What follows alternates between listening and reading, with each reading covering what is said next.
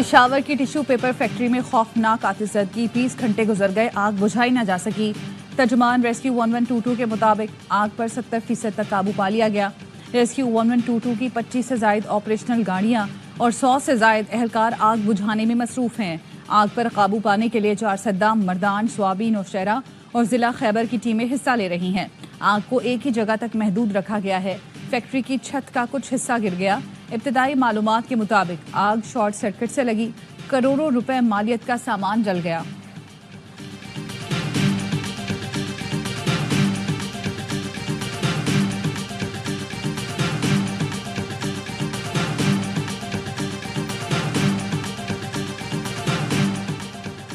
कराची के इलाके federal B area block 16 में एलपीजी की दुकान में सिलेंडर फटने से आग लग गई। दुकान में मौजूद 2 अफराद झुलसकर जाम बहक। एलपीजी की दुकान रिहायशी इमारत में कायम थी। दोनों अफराद की लाशें करीबी अस्पताल मुंतकिल कर दी गई। गवर्नर सिंध कामरान टिसोरी का गैस सिलेंडर फटने पर इजहार तशवीश, कमिश्नर कराची से रिपोर्ट तलब कर दी।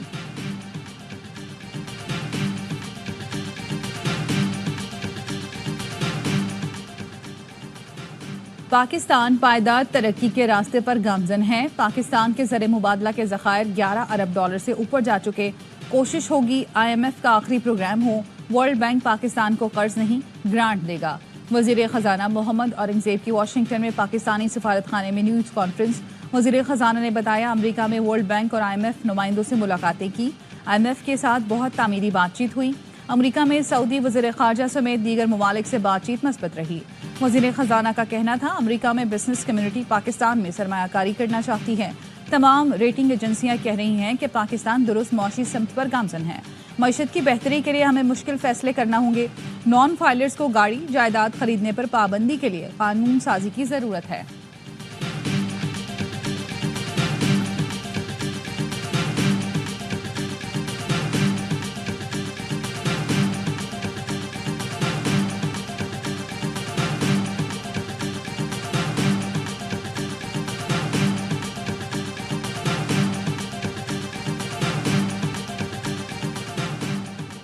सदर नून league Nawaz Sharif Avon field apartment पहुंच गए। नून लीग के कारकुनान ने इस्तकबाल किया, फूल निशावर किए। PTI के कारकुनान ने मुखालिफाना नारे लगाए। किसी नाखुशगवार सूरत-ए-हाल से निपटने के लिए मेट्रोपॉलिटन पुलिस के अफसरान और एहलकार भी एवन फील्ड अपार्टमेंट्स के बाहर मौजूद थे।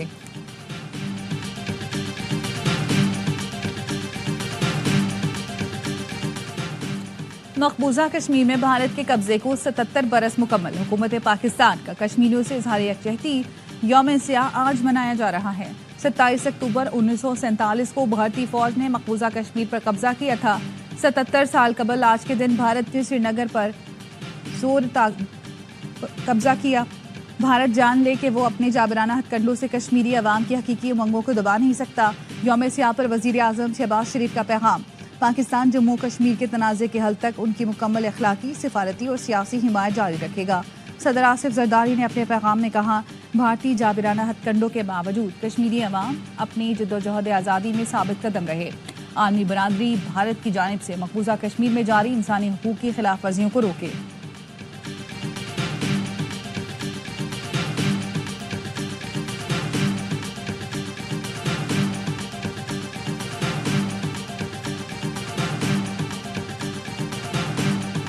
आज ब्रसल्स में कश्मीर काउंसिल EU के ज़ेर एहतमाम इंडियन एम्बेसी के सामने एक एहतजाजी मुजाहरा किया जा रहा है। कश्मीरियों का साथ देते हुए वहाँ पे ज़रूर तशरीफ़ लाए।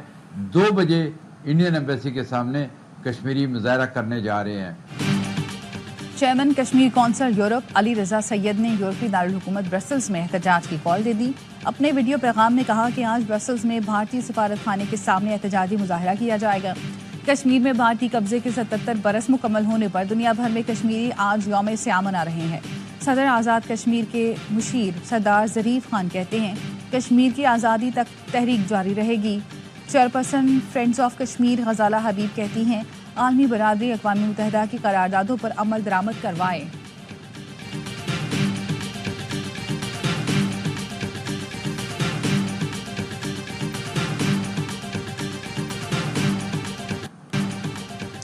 चीफ जस्टिस याहिया आफरीदी का मनसब संभालते ही बड़ा इकदाम, जस्टिस मुनीब अख्तर को दोबारा जजेस कमेटी में शामिल कर लिया।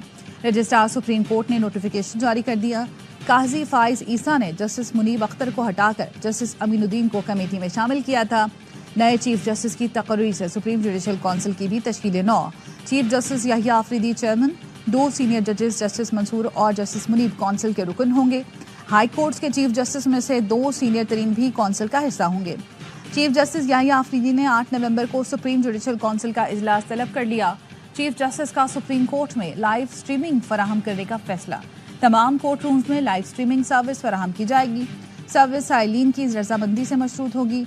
ओवरसीज पाकिस्तानी साइलिन भी अपने मुकदमात की समाअत बराह रास्त देख सकेंगे।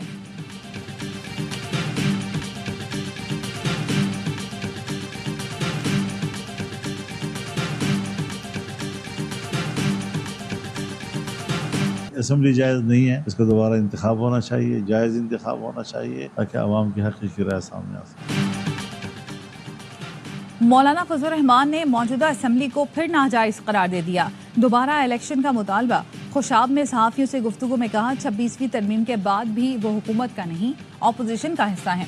सरगोदा में मीडिया से गुफ्तगू में ये भी कहा कि उन्हें अपने मुस्तकबिल का नहीं पता, PTI का क्या बताएं, एक जाता है दूसरा आता है, ये मामूल की बात है। समझ में नहीं आता हमारे यहाँ मामूल की तब्दीली को गैर मामूली क्यों समझा जाता है।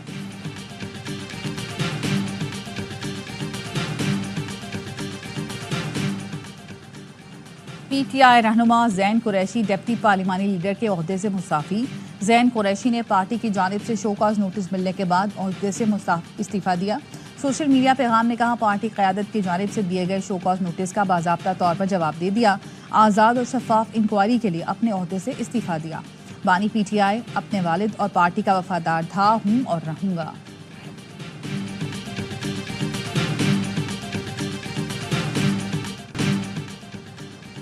कराची से लाहौर जाने वाली कराकरम एक्सप्रेस 8 घंटे ताखीर से रवाना। रेलवे अमले की लापरवाही के बायस मुसाफिर गर्मी में स्टेशन पर रुल गए। कहते हैं रेलवे अमले ने 6 घंटे 3 बोगियां तब्दील करने में ज़ाया कर दिए। पाक बिजनेस, कराची एक्सप्रेस और सर सैयद एक्सप्रेस भी ताखीर से रवाना हुई।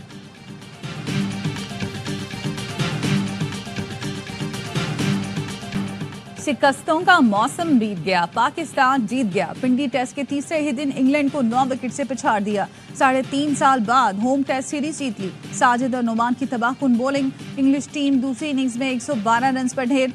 पाकिस्तान ने 36 रन का हदफ सिर्फ 1 विकेट खोकर 19 गेंदों पर हासिल किया।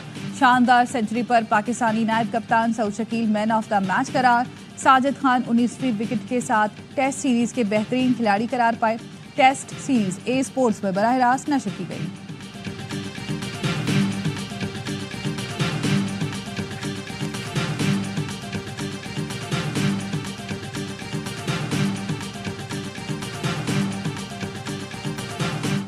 दो मैच 39 विकेटें, बॉलर सिर्फ 2, साजिद और नुमान। पहले टेस्ट में कौमी टीम को इबरतनाक शिकस्त के बाद दोनों स्पिनर्स को बुलाया गया। स्पिन विकेट पर दोनों ने बाज बॉल का वो हाल किया कि दुनिया ने देखा। एक इनिंग्स में साजिद ने 7 आउट किए तो दूसरी में नुमान ने 8। फिर साजिद ने 6 विकेटें उड़ाई तो नुमान ने भी 6 शिकार कर डाले। नुमान ने सीरीज में 20 और साजिद ने 19 शिकार किए। साजिद खान ने प्लेयर ऑफ द सीरीज मिलने पर कहा नुमान भाई ने जबरदस्त बॉलिंग की, अवार्ड पर उनका भी हक है, शेयर होना चाहिए था।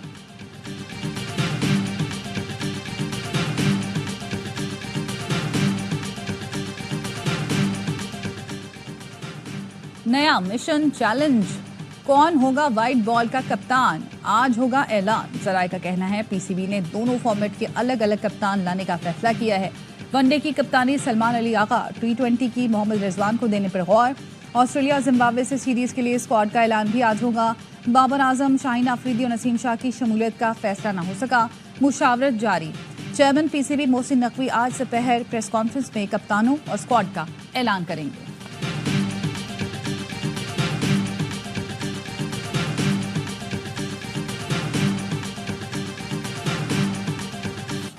पाकिस्तान की शानदार फतह पर कप्तान भी खुश, कहा इंग्लैंड के खिलाफ जीत हमारे लिए बहुत खास है, जीत की खुशी लफ्जों में बयान नहीं कर सकता। प्रेस कॉन्फ्रेंस में सहाफियों के सवाल पर बोले कामयाबी पर भी मनफी बातें कर रहे हैं। इंग्लैंड को आसान हरीफ कहने पर भी नाराजगी का इजहार किया। साइम अयूब और अब्दुल्ला शफीक पर तनकीद के जवाब में कहा वो पाकिस्तान का मुस्तकबिल है।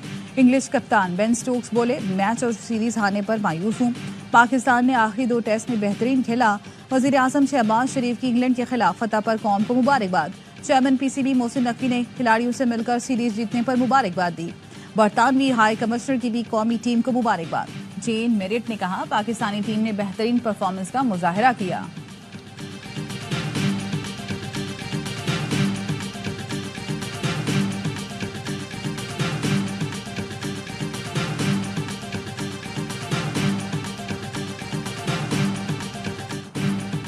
हंसता भी हूं तो लोग समझते हैं गुस्सा कर रहा हूं। कौमी ऑफ स्पिनर साजिद खान का कहना है, किसी को आंखें नहीं दिखाता, मेरी शख्सियत ही ऐसी। दिलचस्प जवाब पर प्रेस कॉन्फ्रेंस में कहे लग गए। बोले, शानी भाई ने कहा था टॉस हारकर मैच जीतने का मजा ही अलग होता है। नुमान अली ने कहा, शुक्र है मौका मिला और टीम की कामयाबी में हिस्सा डाला।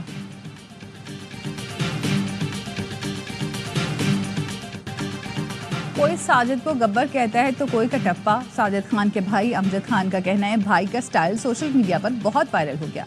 उन्होंने फोन पर कहा था, मुल्क के लिए जान भी देना पड़ी तो हाजिर हूँ। नुमान अली की बेटी की वालिद और साजिद चाचू को जीत की मुबारकबाद। वालिद बोले, बच्चों के लिए दुआएं करते हैं जो कबूल होती हैं।